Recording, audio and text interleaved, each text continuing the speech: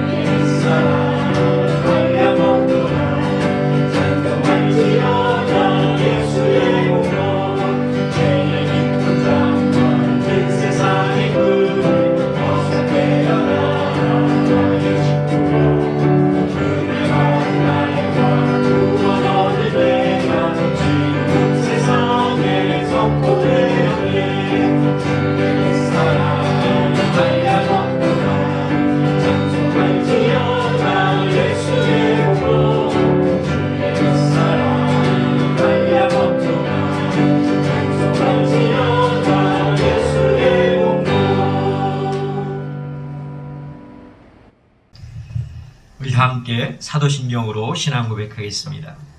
나는 전능하신 아버지 하나님 천지의 창조주를 믿습니다. 나는 그의 유일하신 아들 우리 주 예수 그리스도를 믿습니다. 그는 성령으로 잉태되어 동정녀 마리아에게서 나시고 본디오 빌라도에게 고난을 받아 십자가에 못 박혀 죽으시고 장사된 지 사흘 만에 죽은 자 가운데서 다시 살아나셨으며 하늘에 오르시어 전능하신 아버지 하나님 우편에 앉아 계시다가 거기로부터 살아있는 자와 죽은 자를 심판하러 오십니다. 나는 성령을 믿으며 거룩한 공교회와 성도의 교제와 죄를 용서받는 것과 몸의 부활과 영생을 믿습니다. 아멘.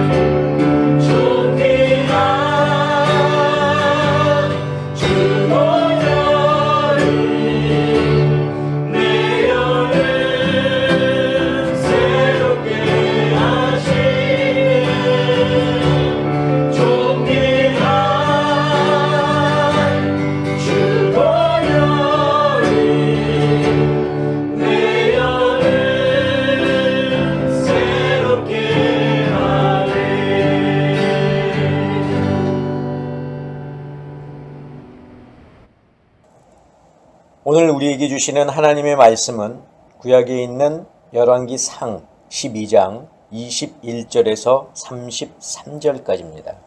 제가 봉독하겠습니다. 르호보암이 예루살렘에 이르러 유다 온 족속과 베냐민 지파를 모으니 택한 용사가 18만 명이라.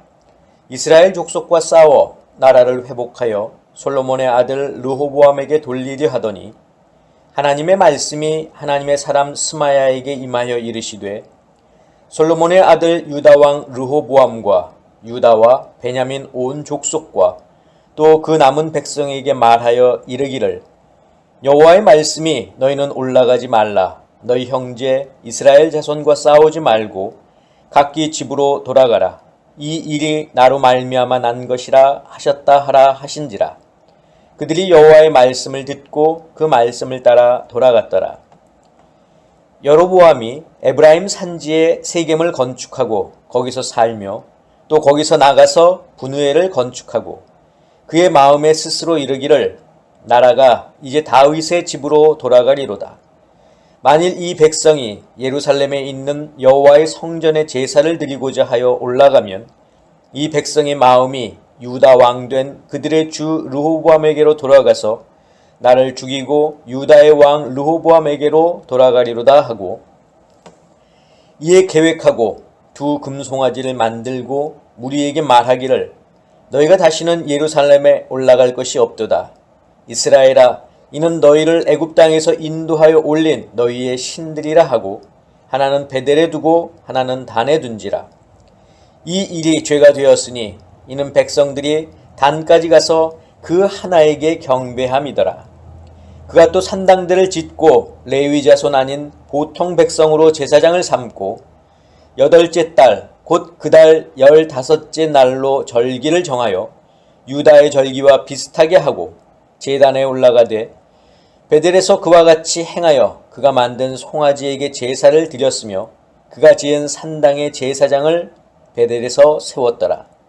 그가 자기 마음대로 정한 달 곧 8째 달 15째 날로 이스라엘 자손을 위하여 절기로 정하고 베델에 쌓은 제단에 올라가서 분향하였더라.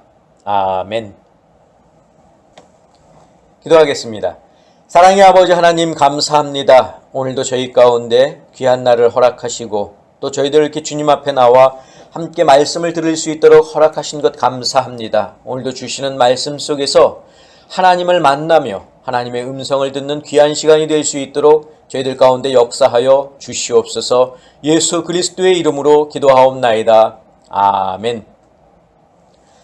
예, 사랑하는 성도 여러분, 지난 한 주간도 주님의 말씀 기억하시고 또 묵상하시고 말씀에 따라 살려고 노력하셨습니까? 항상 말씀이 우리 삶의 기준이 되는 저와 여러분들이 되시기를 주님의 이름으로 부탁을 드립니다. 자, 지난주의 말씀을 잠깐 되돌아보겠습니다. 솔로몬 왕의 잦은 건축으로 인해서 이 노역의 어려움을 겪었던 이스라엘 백성들 정말 힘들었죠. 근데 이제 그의 아들 르호보암이 왕이 되자 이 솔로몬 때에 애굽으로 도망쳤던 여로보암이 백성들과 함께 르호보암 왕을 찾아갑니다. 그리고 자신들의 이런 무거운 노역을 좀 가볍게 해달라고 부탁합니다. 자, 그러나 이 르호보암은 원로들의 조언은 무시하고 자기와 함께 자란 젊은 신하들의 말에 따라서 백성들의 멍에를 더욱 무겁게 하죠. 그리고 더욱 강하게 징계하겠다고 말합니다. 자, 온 이스라엘은 왕이 자기들의 요구를 들어주지 않자 여로보암을 이스라엘의 왕으로 세웁니다. 이로써 이스라엘은 나라가 둘로 나뉘게 되었고 그 결정적인 역할을 한 사람이 바로 르호보암이었지만 이는 하나님의 일전에 아이야 선지자를 통해서 하신 말씀을 이루신 것입니다. 자, 르호보암이 이처럼 백성을 생각하지 않고 젊은 신하들의 말을 따른 것은 이스라엘의 왕이 어떤 자리인지 왕으로서 어떤 역할을 감당해야 하는지 알지 못했기 때문입니다. 이는 그가 어려서부터 보고 배운 것이 하나님을 섬기고 또 예배하고 하나님의 뜻을 따르는 것이 아니라 이방 여인이었던 그 어머니가 우상을 섬겼던 것, 그 영향을 받았죠. 또 이방인 아내를 위해서 산당을 건축하고 자신도 우상을 섬겼던 아버지 솔로몬의 영향도 매우 크다고 할 수 있습니다. 자, 그러므로 죄 많은 세상 속에 무엇을 보면서 살아가느냐 하는 것은 우리 성도들에게 중요할 수밖에 없는데, 안타깝게도 우리 주변에는 하나님을 예배하고 또 하나님의 말씀을 지키며 살아가기에는 너무나 힘든 요소들이 많이 있습니다. 이런 상황 속에서 우리가 할 일은 바로 주와 동행하는 것이죠. 주님이 걸어가신 그 길을 우리도 똑같이 걸어가는 겁니다. 그 길이 힘들어도 오직 예수 그리스도 한 분만 바라보며 길이 참으며 주님께서 강림하실 때까지 우리 십자가를 지고 걸어가야 한다라는 게 지난주 말씀의 내용이었습니다. 자, 오늘 본문으로 돌아오면 오늘 본문에는 두 가지 내용이 기록되어 있는데, 첫 번째는 르호보암에 관한 것이고 두 번째는 여로보암에 관한 것입니다. 자, 우선 첫 번째 내용을 살펴보면 르호보암은 유다 지파와 베냐민 지파에 동원령을 내려서 군인 18만 명을 선발합니다.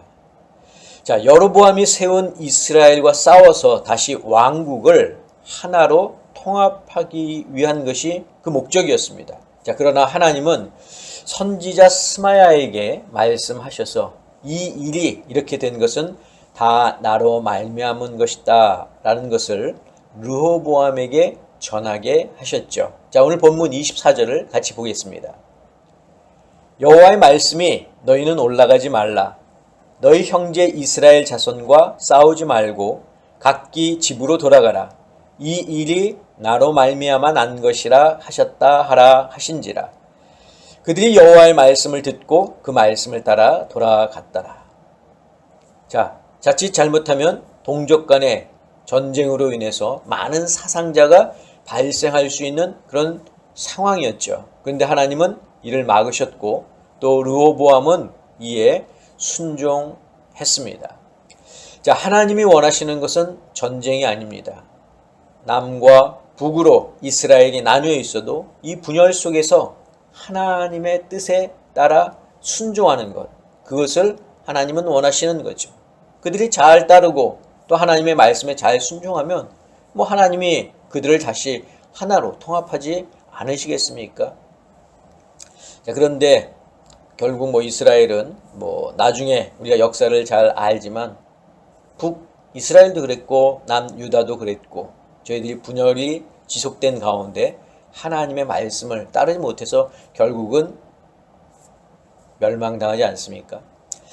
자, 두 번째 내용을 살펴보면 하나님의 뜻에 따라서 10개 지파의 왕이 된 이 여로보암은 북왕국, 즉 이 이스라엘의 체제 정비를 위해서 수도를 정치적 또 종교적 중심지였던 세겜으로 정했습니다. 그리고 얼마 후에 그 분우엘 성을 건축하고 그곳으로 이제 도성을 이제 옮기게 되는데, 그런데 이 여로보암에게는 한 가지 근심이 있었습니다. 그것은 백성들의 마음이 여호와의 성전이 있는 이 예루살렘으로 향할 것이다 라는 걱정이었습니다.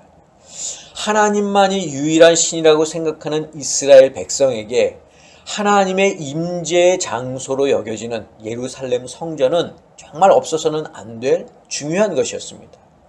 자, 여로보암에게는 10지파의 백성들, 또 자기들을 지켜줄 도성이 있었지만 신앙적으로 백성들을 지켜줄 성전이 없었던 것입니다. 그래서 이 여로보암은 백성들이 북왕국을 버리고 르호보암에게로 돌아갈 것을 우려해서 금송아지 2개를 만들고는 이렇게 말했습니다. 28절을 보겠습니다. 너희가 다시는 예루살렘에 올라갈 것이 없도다. 이스라엘아, 이는 너희를 애굽 땅에서 인도하여 올린 너희의 신들이라. 자, 이렇게 여로보암이 백성들에게 고하고 나서 여로보암은 금송아지 하나를 베델에, 또 다른 하나는 단에 두었습니다. 자, 베델은 북이스라엘의 남쪽 국경 지역이고 또 단은 북이스라엘의 북쪽 국경 지역입니다. 자, 그런데 성경은 이 일이 하나님께 죄가 되었다고 말씀하고 있습니다. 우리 30절을 보겠습니다. 이 일이 죄가 되었으니 이는 백성들이 단까지 가서 그 하나에게 경배함이다. 자, 금송아지를 만들어서 우상화한 것도 하나님께 죄가 되었지만 여로보암의 말대로 금송아지를 경배했던 백성들의 그 행위도 하나님께 죄가 되었습니다. 여러분, 여로보암의 죄는 여기서 멈추지 않았습니다. 그는 산당을 지었고 레위 자손이 아닌 보통 백성을 제사장으로 삼았고 이스라엘이 여호와의 절기로 지켰던 7월 15일을 자기 마음대로 정한 8월 15일에 지켰으며 그가 만든 송아지에게 제사를 드렸습니다. 자, 하나님은 분명히 이 여로보암이 이스라엘의 왕이 되기 전에 선지자 아히야를 통해서 계명과 율례와 법도를 지키라고 말씀하셨지만 이 여로보암은 백성들이 자기를 죽이고 유다로 돌아갈 것을 두려워한 나머지 이와 같은 그런 죄를 범하고 만 것입니다. 자, 오늘 본문을 보면서 우리가 눈여겨보아야 할 단어가 두 개가 있습니다. 첫 번째 단어는 33절에 나오는 자기 마음대로입니다. 자, 이스라엘에는 7대 절기가 있죠. 그 중에서도 32절에서 언급하고 있는 유다의 절기는 장막절입니다. 초막절 혹은 수장절이라고도 하는데 이날은 유대력으로 7월 15일부터 8일 동안 행해집니다. 자, 이 장막절은 이스라엘 백성이 애굽을 나와 광야에 머물렀던 것을 기념하는 동시에 또 풍성한 수확을 허락하신 하나님께 감사하는 절기입니다. 첫날과 여덟째 날에는 성회로 모이고 또 노동이 금지되었고 각 날마다 그에 상응하는 그런 제사를 드렸습니다. 그런데 여로보암은 매년 7월 15일에 지켰던 이 장막절을 자기 마음대로 받고 8월 15일에 지켰습니다. 우리 같이 33절을 보겠습니다. 그가 자기 마음대로 정한 달, 곧 여덟째 달 15째 날로 이스라엘 자손을 위하여 절기로 정하고 베델에 쌓은 제단에 올라가서 분향하였더라. 자, 여로보암이 장막절 절기를 8월 15일로 바꾼 것은 터무니없이 바꾼 것은 아닙니다. 지역에 따라서 꽃의 개화기가 다른 것처럼 이스라엘도 그 지역에 따라서 수확기가 달랐습니다. 일반적으로 이스라엘 북쪽은 남쪽에 비해서 수확이 한 달 정도 늦어졌습니다. 그래서 여로보암이 북쪽의 상황에 맞게 그 절기를 바꾼 것입니다. 자, 그러나 거기에는 여로보암의 저의가 숨겨져 있습니다. 백성들이 남쪽 유다에서 행하는 7월 장막절에 방문하지 못하게 하려는 거죠. 자, 앞에서도 설명을 드렸지만 장막절은 하나님께 감사하는 절기입니다. 애굽에서 인도하심에 또 풍성한 수확을 허락하심에 감사하는 절기. 자, 그런데 여로보암은 그 절기의 날짜를 마음대로 바꿔 지키도록 한 것입니다. 하나님에 대한 감사가 아니라 백성들을 빼앗기지 않으려는 철저히 계산된 개인의 욕심에서 비롯된 것이라는 거죠. 자, 하나님이 주신 말씀이 있고 계명이 있는데 자기 마음대로라고 하는 것은 하나님께 죄를 짓겠다고 하는 것과 다를 바가 없습니다. 여러분, 우리가 지금 여호수아서부터 쭉 본문 설교를 이렇게 들으면서 사사시대에도 이런 일이 있었던 것을 여러분들 기억하시죠? 자기 소견에 옳은 대로 행하였더라. 나라마다 법이 있고 국민들은 법을 지키며 살아야 합니다. 하나님 나라의 백성도 마찬가지입니다. 하나님 나라의 백성은 하나님의 말씀이 곧 법입니다. 그래서 성도는 자기의 소견에 옳은 대로가 아니라 자기의 마음대로가 아니라 바로 하나님의 말씀에 따라 살아야 한다는 것을 꼭 기억하시기를 바랍니다. 자, 우리가 두 번째로 눈여겨보아야 할 단어는 32절에 나오는 비슷하게입니다. 자, 여로보암은 이스라엘 절기 중 7월 15일에 지키는 이 장막절을 비슷하게 8월 15일로 바꿔 지키도록 했습니다. 베델에 있는 산당에 가서 송아지에게 제사를 드렸습니다. 보통 백성으로 비슷하게 제사장을 삼았습니다. 모양새도 있고 날짜도 비슷하고 제사를 드리는 그런 행위도 비슷하게 따라했습니다. 그러나 하나님이 명령하신 레위 제사장이 아니고 하나님께 감사하는 절기가 아니고 또 하나님께 드리는 제사도 아닙니다. 그저 백성들의 마음을 붙잡아 놓기 위한 비스무리한 조치에 지나지 않았습니다. 결국 이것이 북이스라엘의 전통이 되어 굳어졌고 이는 북이스라엘이 하나님이 아닌 우상을 섬기게 되는 결정적인 역할을 하게 됩니다. 우리는 주위에 짝퉁이라고 하는 단어를 아마 자주 접하게 될 겁니다. 접하고 있죠. 자, 겉보기에는 진품과 똑같이 보이지만 재료나 가치 면에서 진품에 훨씬 못 미치는 가품을 이르는 그런 말입니다. 자, 비슷하기는 하지만 진짜가 아니라는 거죠. 오늘 본문에서 여로보암이 행한 일들이 이와 같습니다. 비슷하기는 하지만 그것은 하나님이 명령하신 것이 아니라는 겁니다. 저는 오늘 본문을 묵상하면서 혹시 우리들의 모습은 어떤가 하고 좀 생각해 보았습니다. 우리가 하나님을 예배하고 찬양하고 기도하고 말씀 생활하는 것이 정말 내 안에 하나님을 사랑하고 예배하고자 하는 마음에서 나오는 것일까? 아니면 습관처럼 남에게 보이기 위해 혹은 마지못해 억지로 하는 그런 행위는 아닐까? 겉으로 보이는 우리의 모습은 성도요 하나님을 예배하는 자처럼 보이지만 실제 우리의 모습은 그것을 흉내내는 마치 여로보암처럼 비슷하게 따라하는 것은 아닐까 하는 생각을 해보았습니다. 짝퉁이 진품일 수 없고 이단이 기독교일 수 없고 동성애를 인정하는 것이 하나님의 사랑을 실천하는 것일 수 없듯이 가식적이고 습관적이고 마음에서 우러나오지 못한 신앙 또한 진정한 신앙이라고 말할 수 없습니다. 사랑하는 성도 여러분, 비슷하다고 진짜가 아닙니다. 저는 우리 아름다운 교회 성도 여러분들에게 비슷하게 란 단어가 아니라 전심으로 진정으로 란 수식어가 따라다닐 수 있도록 믿음으로 하나님을 예배하고 또 주님의 길을 걸어가는 그런 성도들이 되시기를 주님의 이름으로 간절히 축원합니다. 기도하겠습니다.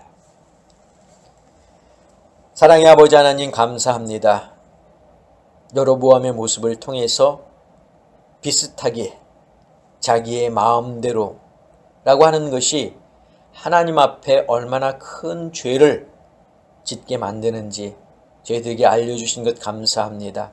하나님, 우리가 진정으로 하나님을 예배하고 찬양하고 전심으로 하나님을 섬기며 따르는 성도들이 될 수 있도록 주님 저희들 가운데 함께하여 주시옵소서.